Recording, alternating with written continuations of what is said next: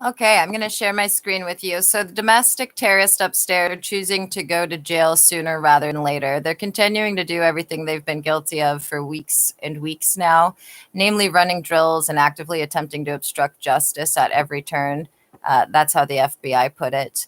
As well as tampering and intimidating and retaliating against an FBI informant. For those of you that are unaware, the North Everett Precinct Unit 207 et al. Have been engaged in 250 separate criminal actions against me and my family, as well as attempting actively to defraud their employer, the state of Washington, who's going to be charging them all with a series of felonies after they've been arraigned and detained and brought to King County, where the FBI is going to be dealing with them. So the FBI has stated that they're either going to be arresting officers in April, so long as everyone's able to abstain from breaking and entering again, or, as appears to be in the works at present, everyone's going to be detained when they terminate my live stream and then decide to do a repeat of what they did last week. Or who are we kidding? In the last week, they've done 4 times, knowing that just approaching my door is a series of felonies without immunity. They still are holding on to the delusion that not having live streams will release them from the fact that they've criminally and illegally detained me for over half a year. The same day they decided to become a domestic terrorist organization, which was after they knew they were under a federal investigation and that I was an FBI informant, many of whom knew for months, like when the Department of Justice emailed me saying that their criminal special task force was on it. For those of you that don't know, who is the Department of Justice Criminal Special Task Force? The Federal Bureau of Investigation. So stay tuned. I might be getting pizza and be live streaming people being arrested sooner rather than later. The goal upstairs was for the next 2 weeks to be able to do it. This is just practicing. But those practices carry a minimum mandatory sentence of 7 years for every act. There's been over 160 something just in the last week and a half.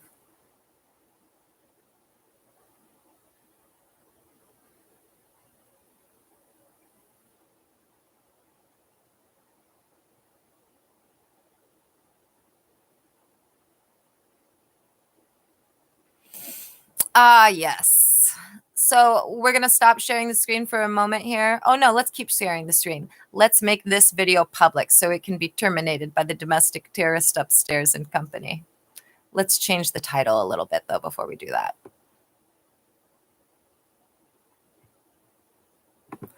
Unit 207 requesting detainment today. Unit 207 NEP requesting sweep by FBI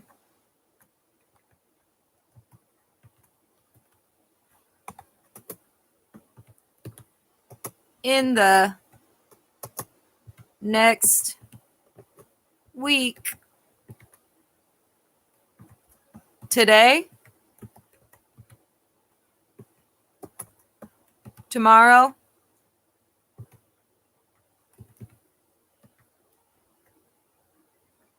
comma, next Friday.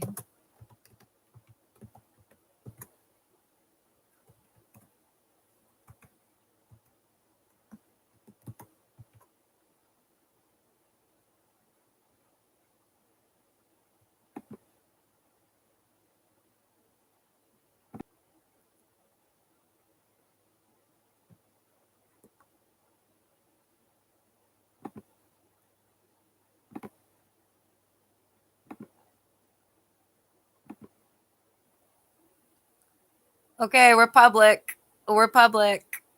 We're public.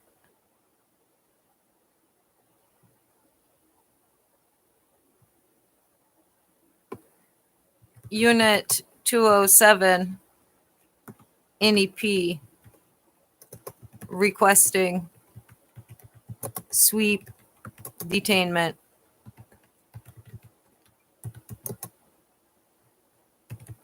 in 2 weeks or less based on ongoing criminal, terroristic,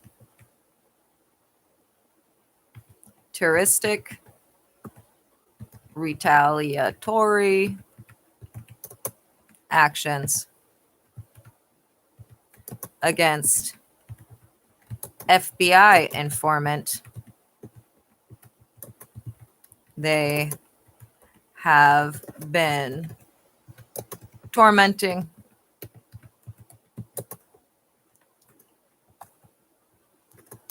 and detaining.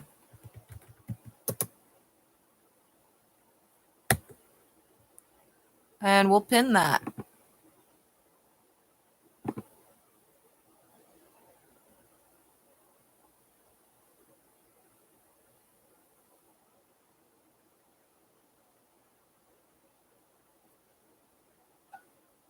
Are we still sharing a screen? Oh, we are. Let the good times roll.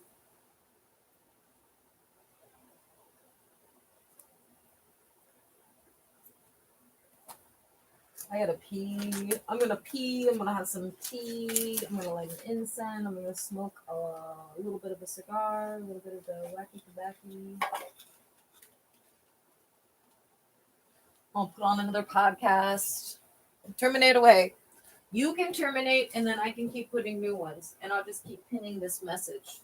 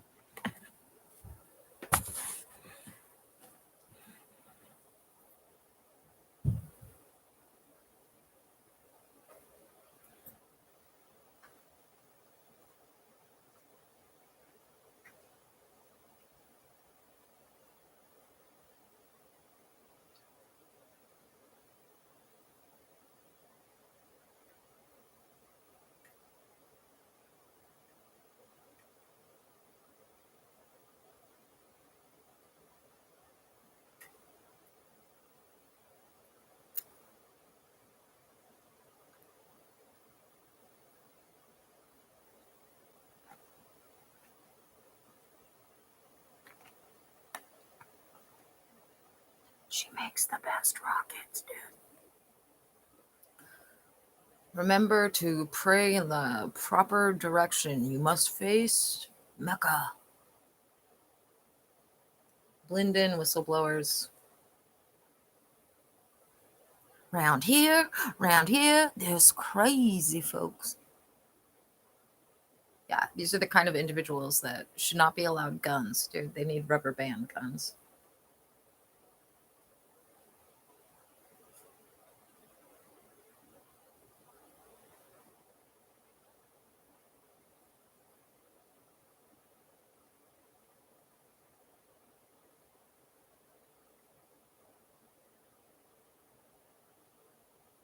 Anyway, we landed upside down. Okay, let's go back to Spotify. This live stream will probably be terminated. It may already be terminated. I don't fucking know. I don't really care at this point. The point is, if I notice that the live stream is not going, then I'm going to end it and start a new one. If I don't notice, well, it is what it is. Get excited, terrorist. I'm going back to the dangerous Spotify, a favorite of the domestic terrorist upstairs.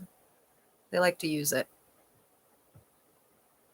Remember, anytime you see dedicated worker, service worker, shared anything, what that really says is domestic terrorist in Unit 207, stalking, child abusing, thieving, property destroying, domestic terrorist, former member of an aggravated criminal conspiracy that turned into, willingly and intentionally, a domestic terrorist organization. Interestingly enough, the day after the first phone call conversation we had where I told them the FBI was recording.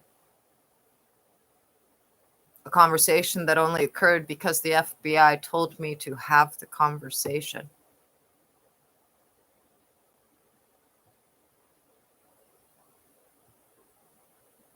Oh yeah, the big boy upstairs is really excited. I hope you have that same energy when you're looking at your arraignment, but we all know you won't. Little Osama bin Laden upstairs.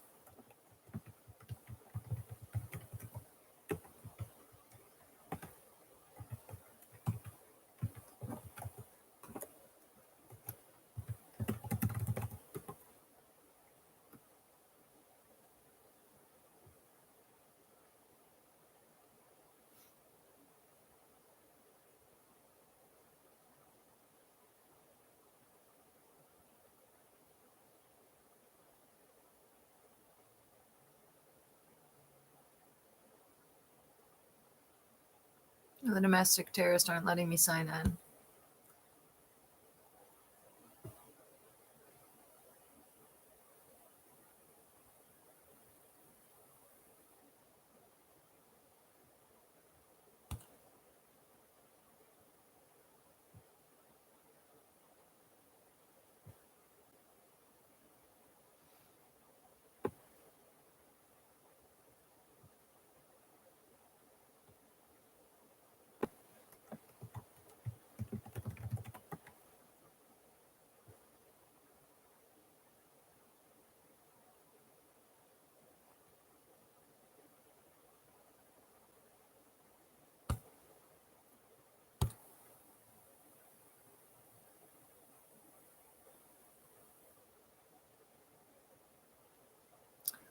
Okay, apparently I'm being blocked from using Spotify.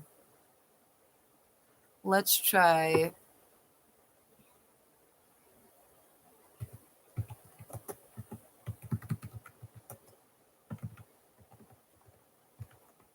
Tim Dillon podcast on YouTube. This would normally make my video end termination via all the different ways they've previously done so in the hours and hours of recording footage.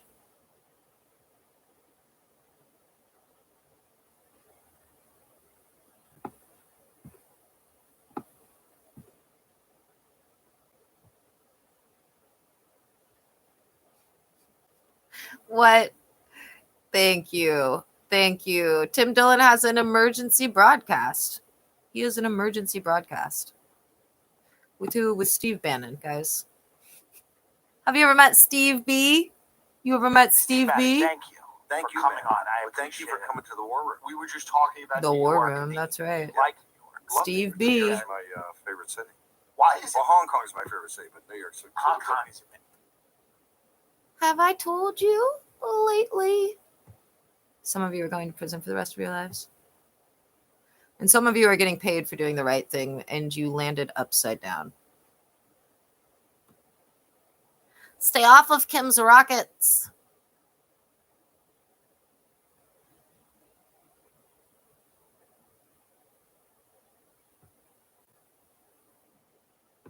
Steve Bannon, I'm so glad. thank you for coming on. I needed thank you an for coming emergency to the Tim war room. Dillon We were just episode. talking Let's about hope New there's a York. great liner, Right. a one-liner in here. Yeah. Something prophetic.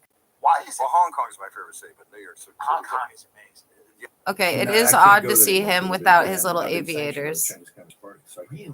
yeah, I'm the only civilian in history. So at 1 minute after. Have at it. If you On the illegally and 20th criminally of January terminate the live stream, 2021, I'm the just going to Chinese take a Communist Party screenshot of how long it fully should have ran sanctioned for four and save people, it Mike as the Pompeo, thumbnail, since Matt Pottinger, you're holding me Deputy hostage and Secretary, adding Peter these Navarro, extra myself. charges I to was your a civilian at indictments. the time.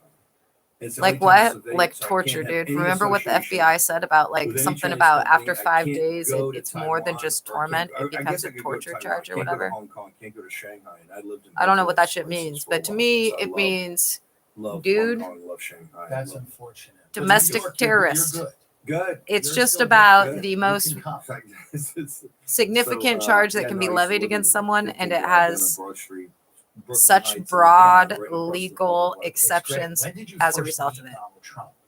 I.e., Met Trump we in, don't want bail, Your Honor. in They're a flight August risk. of Totally agreed. 2010, before the Absolutely. midterm election. Okay. Let's keep them in the guy jail named Dave Bostic, until their the entire defense trial lawyer, is over and or documentary they're director, sentenced.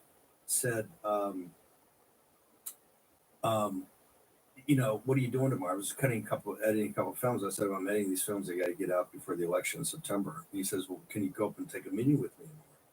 And I go, no. And he says, well, I really need you to come with me. And I go, why? He says, well, I'm going to go up and meet Donald Trump. I go, that's great. It's cute, but you know, look at Tim Dillon. He looks like he tried to dress I don't up. need to meet Trump. I'll just skip the meeting. He goes, no, you got to come up because making a presentation. He's thinking about potentially running for president, and he wants to go through what it would take in a primary. And I said, of what country? Right? It's just not feasible at the time, but I didn't think. And then, so we went up, made up. Dave, it's probably a 4-hour presentation. I gave the kind of the populist part of it. And I realized right away what a serious guy is. I tell people, he's the only person at that time.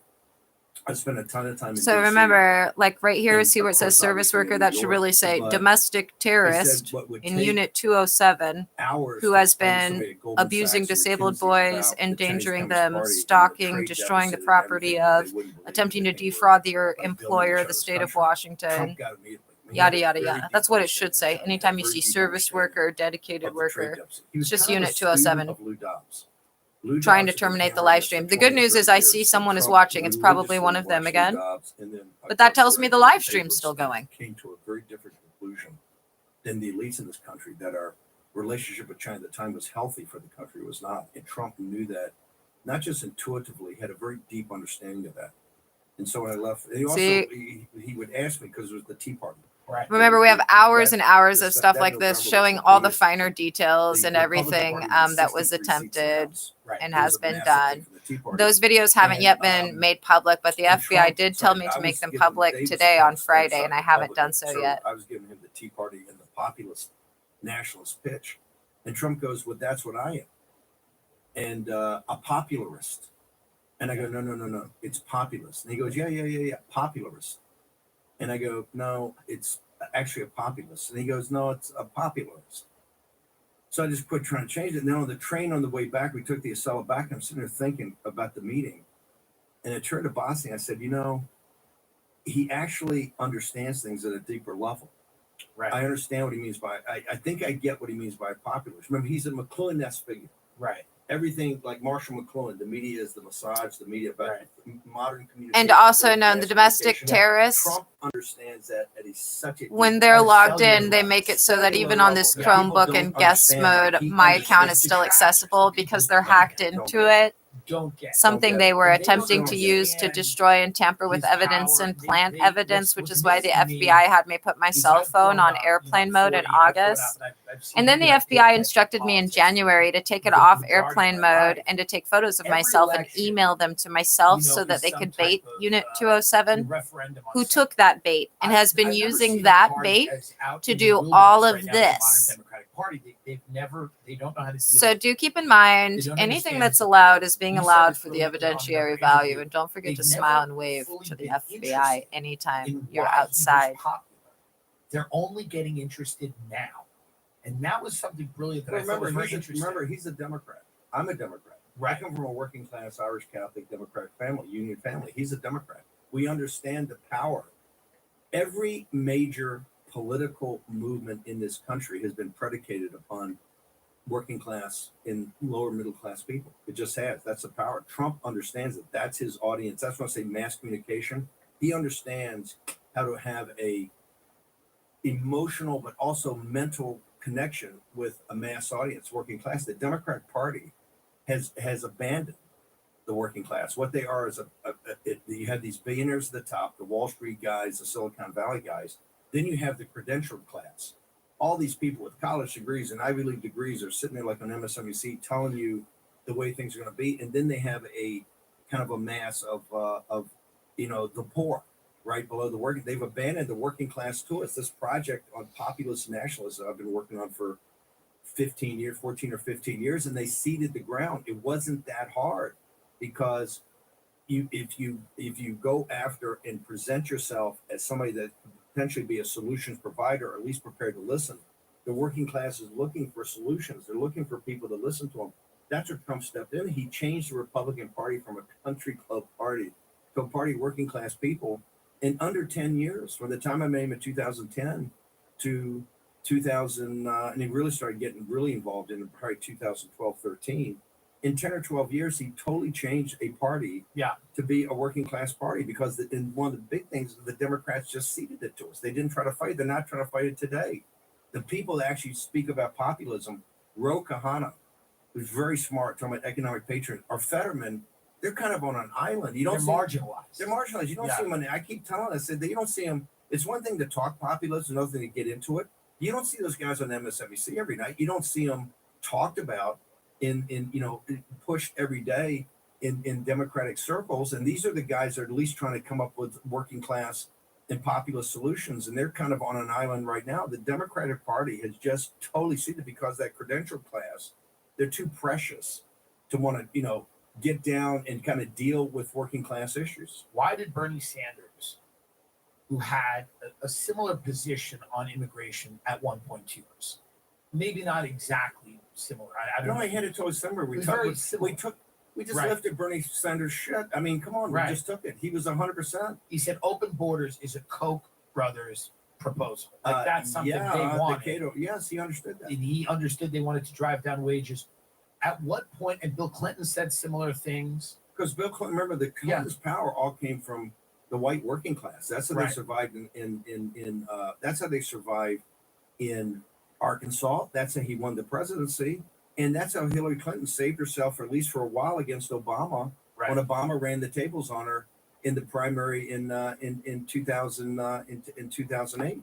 What changed in the Democratic Party? The cultural, the cultural issues overwhelmed it, and that's why Bernie Sanders never had a shot. As soon as look, the capitalist today, the whole invasion of the 10 to 12 million, and I'm just talking about people that came from January 20th, 2021, when Biden took office till Trump. Right. That's 10 to 12 million people.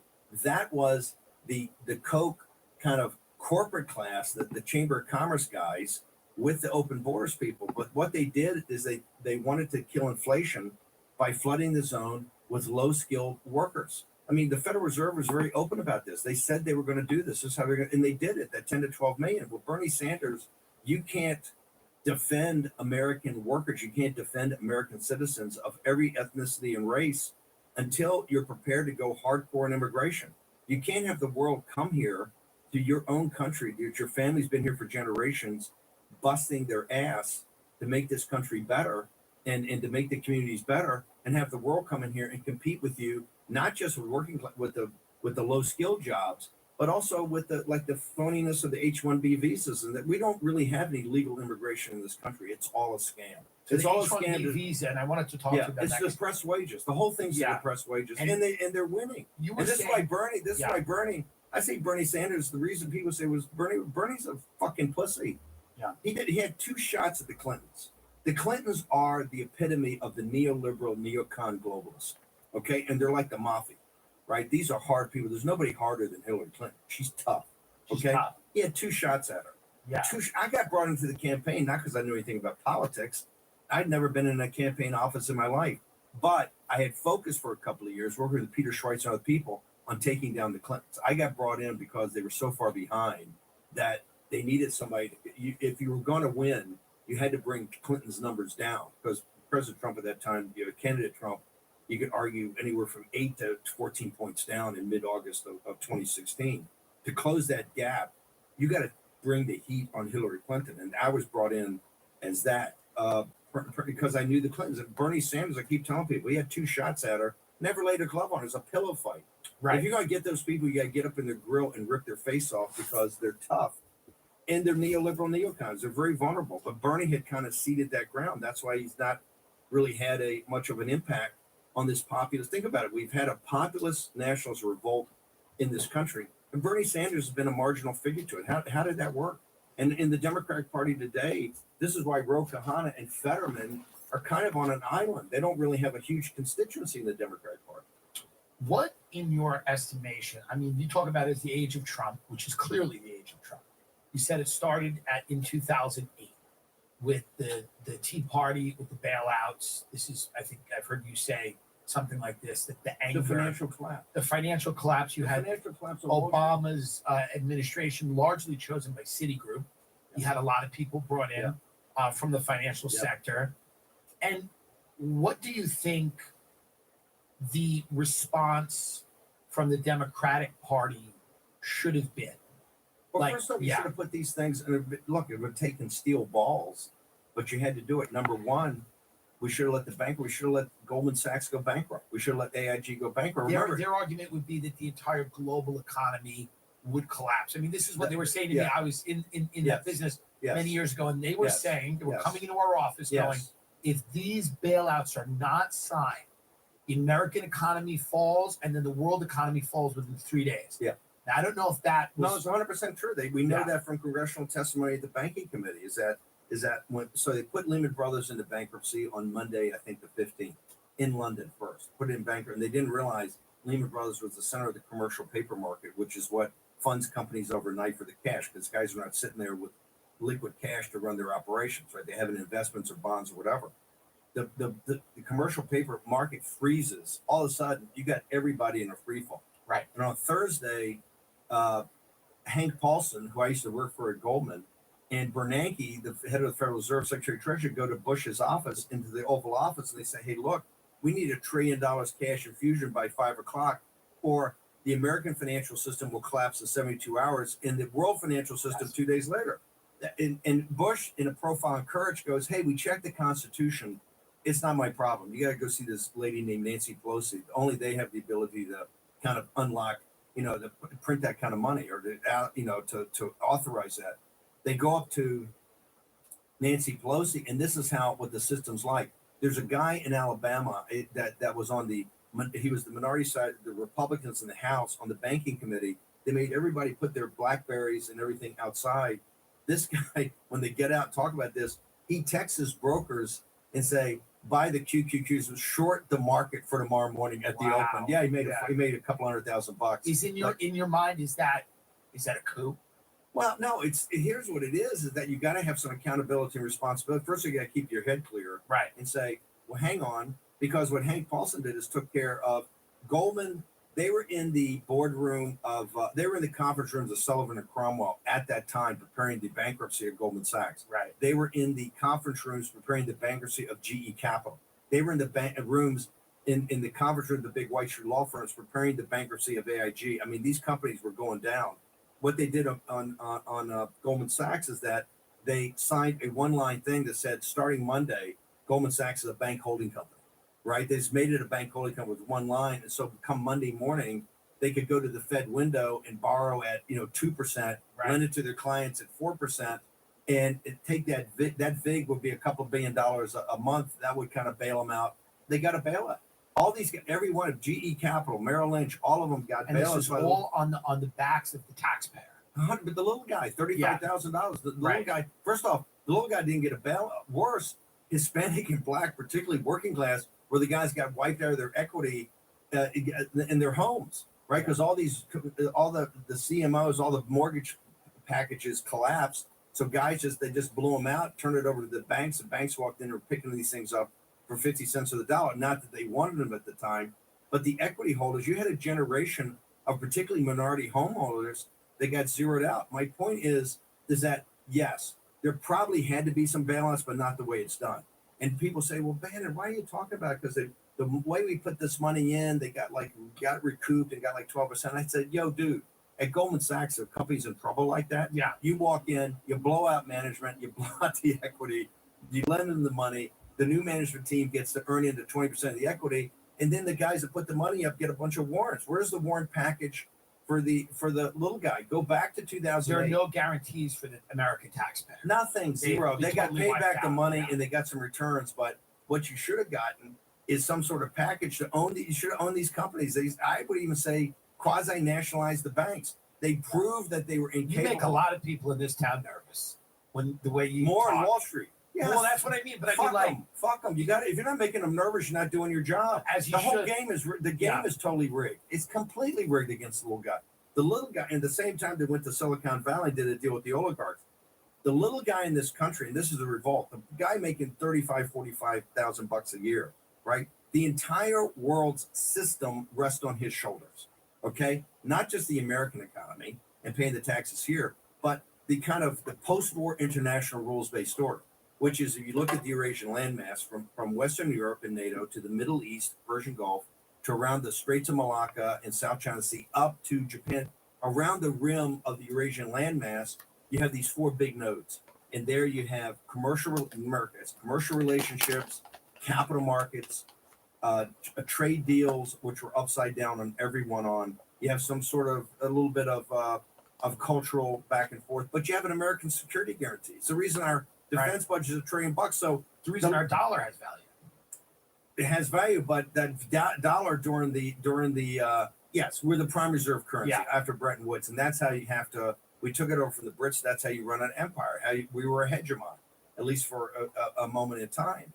But the question now, because of the drop in purchasing power, the inverse of inflation, over Biden's thing, this is why you have the BRICS nations saying, hey, maybe we got to get on a different system. Maybe Tell people the BRICS nations are. BRICS are Brazil, Russia, India, China, and South Africa. It started with that. These nations that have natural resources that were kind of binding together, saying, hey, the West, right, really Western Europe, and particularly the United States, are screwing us, right? We are selling them their natural resources at dollars, and these dollars are depreciated over time. They're doing a devaluation on us. And so they were going to bind together first. They kind of figure, almost like, think about, hey, how do we redo the cartels like the OPEC back in the 90s? They're thinking that then it became maybe our combined purchasing power, maybe we do another currency, we bundle together, maybe it's China, the CCP, who's always trying to destroy the US. And Trump just comes out the other day and says, hey, BRICS nations, I love the fact you're having conferences and talking about some sort of go back security. Anybody even thinks about putting 100% tariff on everything, right? To try to blow them up. Has your child ever been caught under a tractor trailer or another piece of farm equipment? If they have, it's time to call Morgan & Morgan. It's America's largest personal injury law firm. Has a friend of yours ever been paralyzed? What a nightmare that would be. If that My happened, son got caught under a lawnmower. America's largest In the history of this nation, the greatest concentration of wealth in our history took place in the Obama administration. On the surface of it, he's the most progressive guy, and he's doing some stuff. But that's all pro wrestling. And where it really matters, money and power, they have the greatest concentration of wealth to the top 1%, because what they did is they took the balance sheet of the Federal Reserve, which is about $880 billion on and Bush was there, and they basically flooded the zone with liquidity.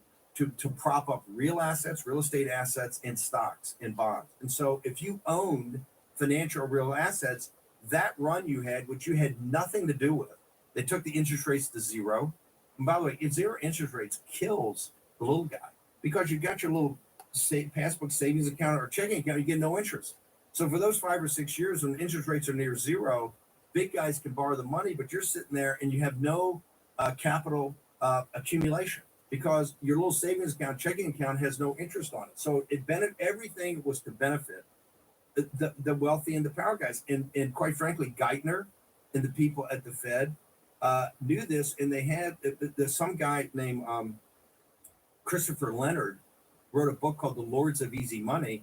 He went back and read all of the conferences and meetings of the Federal Reserve governors, which, by the way, is kept secret for 10 years. He went back to the 10-year, and he's got the transcripts where the guy, I think it was Dick Fisher in the Fed chair in Dallas, is sitting there when they're doing this. He goes, "Hey, you understand we're going to eviscerate the working class in this country? We're going to destroy the middle class. We're propping up this entire bailout on these guys' shoulders, and they get nothing. In fact, not only are they going to pay for it, they're going to get crushed because of these zero interest rates, of which they can't get access to capital." That's exactly what happened. That's the time I realized every time you've had a financial crisis in the world, you've had a populist reaction. And that's when I said, this will, now I didn't meet Trump 2 years later, or really get to know him, politically until like 2013 or 14. But I knew, as sure as the turning of the earth, you were going to have a populist reaction to that. You had it first in the Tea Party, and then later you had it in the Trump MAGA movement. But this is played out pretty much to the way that it normally plays out. And we're still in a horrible situation. We haven't gotten to 2008. More importantly, nobody associated with that collapse that made all that money and all those fees beforehand, nobody's been held accountable. Nobody. Do you think that, fast forward to the situation that we see now, where we're talking largely to the financial industry, that's very cozy with government. You have Hank Paulson going in, talking Cozy, it owns the government. It owns the government. Owns the Lock, government. stock, and barrel. It seems to me, and perhaps to you, that there is another industry right now moving in that wants to own the government. And that is the tech industry. That seems very cozy, very close with the government. You've been outspoken, and you're one of the only people who's been publicly outspoken about the dangers of that. Well, at the same time, right after 2008, this is when Obama became aware of the power of social media.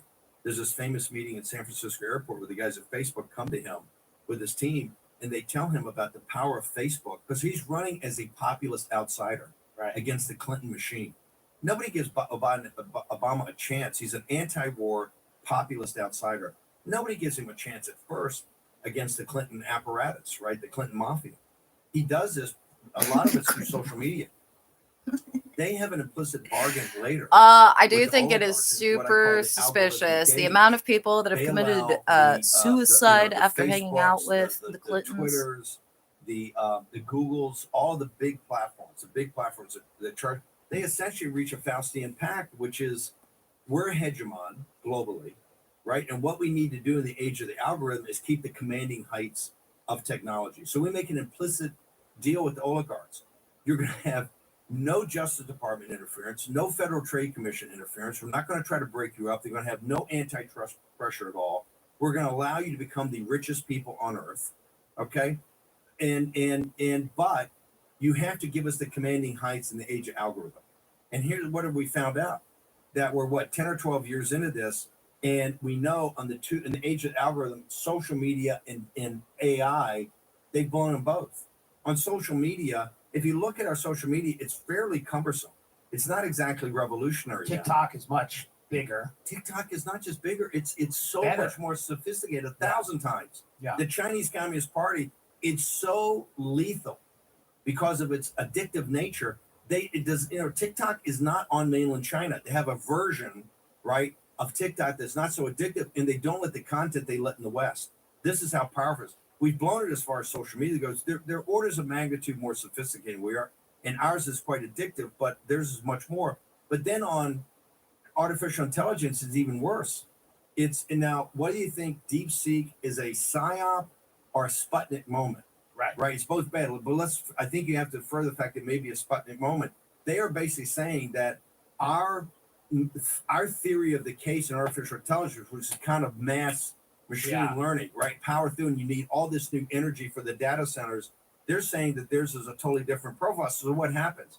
We've lost the commanding heights in the two very technologies in the algorithmic age. We made the Faustian bargain on with these guys. There's 75 electric vehicle companies. Google has Bing and DuckDuckGo. There's no competition for Google. There's no competition of Facebook. There's no competition Amazon. Amazon destroyed half the small businesses in this country, flooding the zone with Chinese Communist Party product. There's no competition to X or to Twitter because we let them go. And there's no Justice Department. That's why I'm a neo-Brandeisian when it comes to the Justice Department. I'm a Lena Khan fan. You're a Lena Khan fan. 100%. Break them up. If she had been allowed, and look, here's Kamala. When Steve Bannon talks about Lena Khan 10 times more than Biden, and particularly Kamala Harris, that tells you it's a fixes in the Democratic Party. It's controlled by all these corporatists. This is the thing of Trump. You've got Gail Slater. You've got Andrew Ferguson. You then have Mike Davis and others in War Room that are neo-Brandeisians and kind of think, hey, Linda Khan, we'd love to have her back. Explain that term to people. From Brandeis, Justice Brandeis, Louis Brandeis, had this theory back in the 30s that you have to watch out for private concentrations of power that would then partner with government. If you wanted to get to a totalitarian government, right, you would have major concentrations of private power built around monopolistic. The term that they often call the corporate state. Corporate state. Yeah, exactly. And says that is a danger to liberty and freedom, right? Now, he was an FDR guy, etc. You've had it then a school came up in kind of the 80s from Chicago called the Chicago School that really looked at it from consumer pricing, right? That everything's got to be to the benefit of the consumer. And so it's kind of a gentle way to go in antitrust. It's buying people off. It's going, your jobs don't exist anymore, but the T-shirts are less money. Exactly. Yeah, or even in competition, when they look at mergers, that what's the price, and they do all these kind of Cato it's a very libertarian school. It hasn't worked. And it's just basically we can immiserate your lives, but if we give you enough creature comforts, if we give you Netflix, if you can DoorDash Taco Bell, which I've done, and I'll admit that, but if you can do all of those things, stop complaining that you can't send your kids to college. Exactly. That's kind of the layman's way to say it. And so in neo-Brandeisian is to get back to what Louis Brandeis said, is that these great concentrations, which was really... That's the last time. If I'm ever asked to leave a plane, if I'm ever dragged off a plane for heaping abuse on a flight attendant who deserves it, I'm going to scream, I'm a neo-Brandeisian as I am dragged off the plane. You'll get that. What Brandeis saw, though, is the Chinese Communist Party's model. Remember, we did all this after Tiananmen Square when Bush 41 sent Scowcroft over to say, no, we're going to get you. You got to calm down this political stuff, but we see you as a partner on the manufacturing side on a global basis. We will get you in the World Trade Organization. We'll give you most favored nation status. We'll do all this. And the theory, they said, oh, we will take the Chinese Communist Party and turn them into a liberal democracy. These will all become Jeffersonian Democrats. The exact opposite happened. We recreated their model of state capitalism in authoritarian power. And that's what you have today with the oligarchs in Silicon Valley. Now, here's the beauty of it. Here's how great the oligarchs are. That we've made them the richest people on earth. We've made them some of the most powerful people on earth. And then exactly when they're exposed for being phonies and what you made the Faustian bargain for on both social media and particularly artificial intelligence, what do? They flip. Well, hold it. They do. Let me get to the flip in a second. Yeah. They turn around and say, we need a bailout. They say, all you hear right now is that in this city, you're hearing, we need a Marshall Plan. We need a Mercury astronauts plan. We need to turn over all the national labs, the weapons labs, Lawrence Livermore, Sandia, where they made the nuclear weapon, the hydrogen bomb. We need to turn all the national labs to the guys in Silicon Valley, because now we've had a Sputnik moment and the Chinese Communist Party have taken the commanding heights and go, hang over a second. This is and they're talking $500 billion to $1 trillion bailout for the exact same guys that did this. In addition, understanding the math, right? And Elon understood it first, given his engineer's brain, and really backed our play. But the rest of them hung out until 11 o'clock p.m. Eastern Standard Time on the 5th of November when Pennsylvania fell. When Pennsylvania fell, Zucker, Bezos, all of them became populist nationalists. They go, we're in. And they got down with their checks to Mar-a-Lago. genuflected, right, and became supplicants to Trump. And this is why I say these guys are dangerous. They're all progressive Democrats. They were made what they are by the Obama administration. They're all progressive Democrats. They are totally phony. All they want to do is go to where the source of money is so they can keep their being oligarchs. Because right now, if you look at them and look at who the theoreticians they look for, but they're not really on the spectrum of like MSNBC's here and, you know, war rooms here. And some guys are more open borders and globalists, others are hardcore populists and anarchists. They're on a whole other spectrum. And that spectrum is what I call techno-feudalism. They've been taken out of the world of capitalism. It's no longer markets and profits, since we haven't allowed any competition and allowed these to become these massive companies. They are really digital platforms in rent. They're rent seekers, okay? And their idea is very feudalistic. It's like Venice in the 15th century. It is that the railhead is like the liege lord with the digital platform, and everybody else is a peasant, or what I call a digital serf. And this is how you're going to run it. And they have this network. They call it the network state. There's books out about it now. It's talk about it. And this is what these guys. Time for a song break. Google. Pay attention to the taskbar over here. Remember, service worker should say what? Domestic terrorist, Unit 207, domestic terrorist, child abusing stalker from the North Everett precinct in DCYF.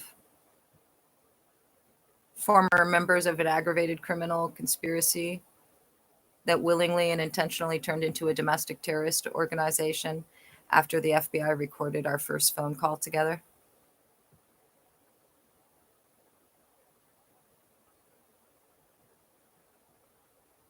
See. Each and every one. And there is men and women upstairs. If you're wondering what's going on here, again, you'll want to go to my YouTube channel. Just look at the titles and the descriptions on the videos from the 23rd, the night of, onward. And then there's a video that is Mystic Gwen versus the North Everett precinct of stalkers, fraudsters, the stalker extortionists et al. From December 30th that you want to listen to. That's just under 2 hours long.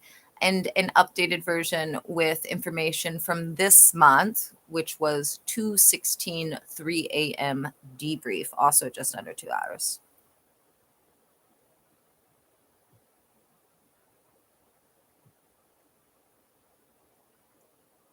Busta Rhymes got you all in check.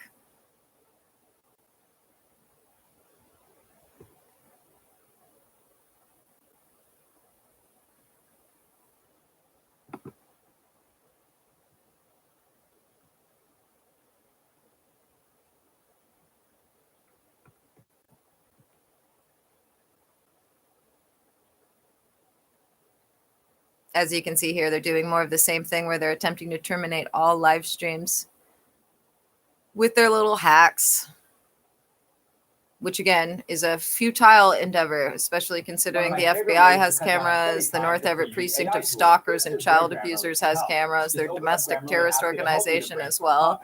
So remember to smile and wave for the FBI. And then remember, these idiots knew they were under investigation by the FBI since before they kidnapped my son, since before they illegally detained me. So I dedicate this song to all of you who are requesting to go to prison sooner rather than later.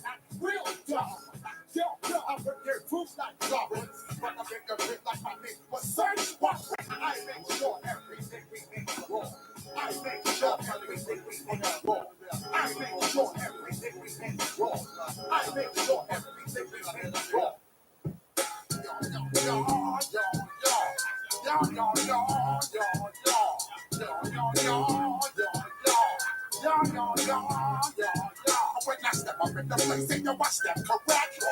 All in check. I got that head shit that make you break your neck. I got you all in check. And you know we come through to wreck the discotheque.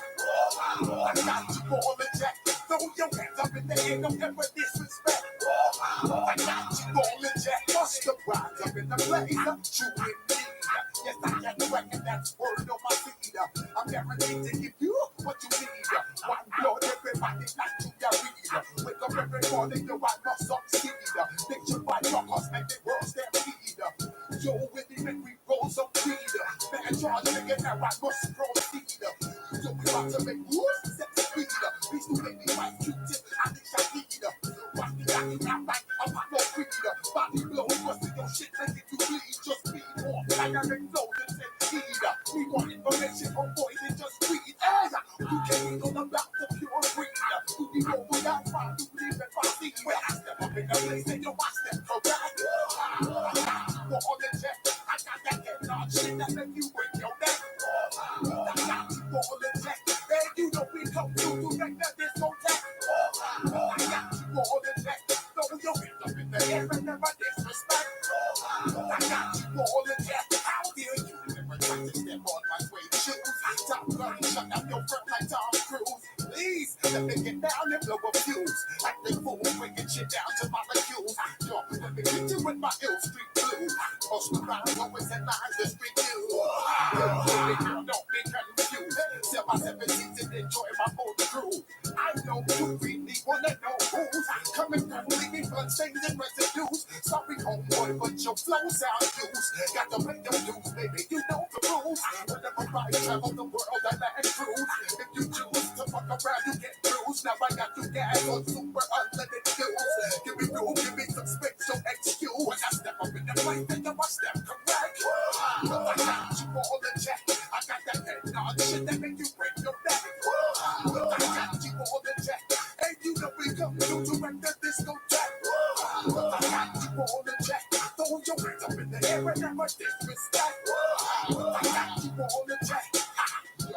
You're now rocking with the best. Bust the rhymes coming through from the flip mode squad. Boy Scouts who I be. Straight to your door. We coming straight to your door. Bringing all you ruggeds to all you rap motherfuckers. Boy Scouts who I be. Flip mode is the squid on. Bust the rhymes, break it down like this. Yo, which motherfucker stole my dough? Me, right, oh. Throw the type of niggas right out my window. Blast your ass, hit you with a direct blow. Blow, coming through like G.I. Joe. Star Wars moving ill like Han Solo. Make you bounce around like this was Calypso. Overshine cause I got the high pro flow. You think that you can hide, you think you can lay low. Pull up on your ass like Hawaii Five-O. Back out with my joints in my Kango. Forget the moment nigga just bash the Cisco. Yo, take a trip down to Mexico. Come back with that shit that might make you psycho. Maximum frequency studio stereo. Sorry, this is it, but oh boy, I got to go. I got step up in the place and I step correct. You all the check. I got that head on shit that make you break your neck. I got you all the check. Hey, you know we come through to wreck the discotheque. I got you all the check. Throw your hands up in the air and never disrespect. I got you all the check.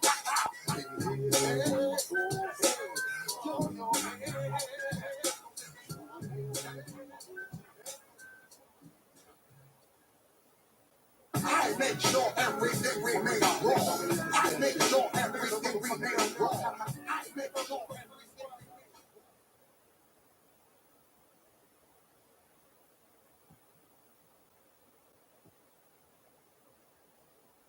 These guys believe, and it's quite dangerous. And this is why I think you've seen the impersonal nature of what's happening at Doge, which I support going after the administrative state. Well, that's always been a theme of yours. You want the deconstruction of the administrative state, Yes. of the bureaucracy. Yes. What is Elon doing, and what is the Doge team doing that you wouldn't do or would do differently? Let's talk about three things on Elon. Number one, and where I'm his biggest supporter, have given him more credit than anybody. Number one, he was the first of the oligarchs, because I think of his engineering brain, to really look at where we were politically. And he worked through the math to say, hey, look, this Trump thing is actually this populist nationalist movement, which is what I call MAGA plus low information voters, plus part of the Make America Healthy Again.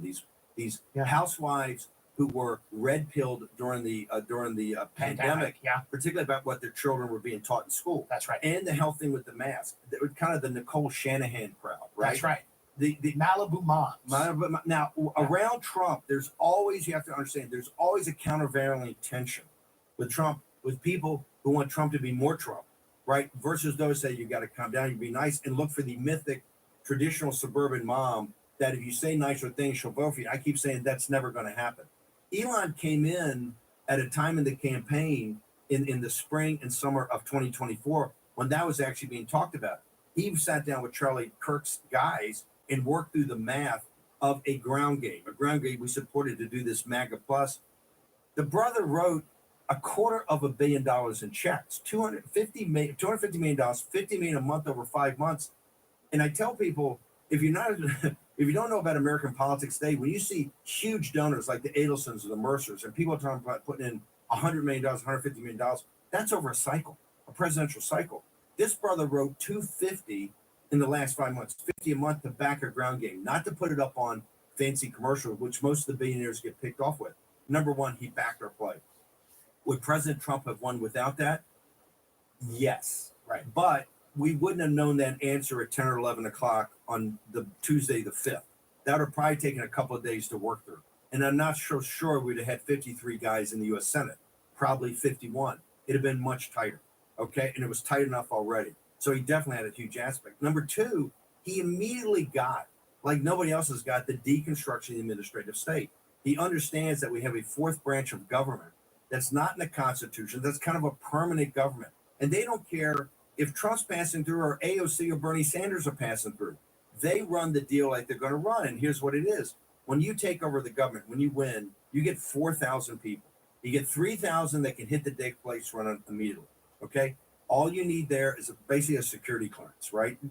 A pass on drugs, right, and a security clearance. And you can go and you can staff at these mid-level and junior levels immediately. You get 1,000 that have to be Senate confirmed. Those are your senior people. You have 4,000. In the government, you have about 2.5 or 3 million civilians. You have about 2.5 million to 3 million military. So let's say 5 to 6 million there. Plus you have contractors. Another at executive level, another 5 million. So it makes sense. You have about 10 million people that run this apparatus that costs $6.5 to $7 trillion a year to run, right? Or it transfers money, but it costs a huge amount of money to run.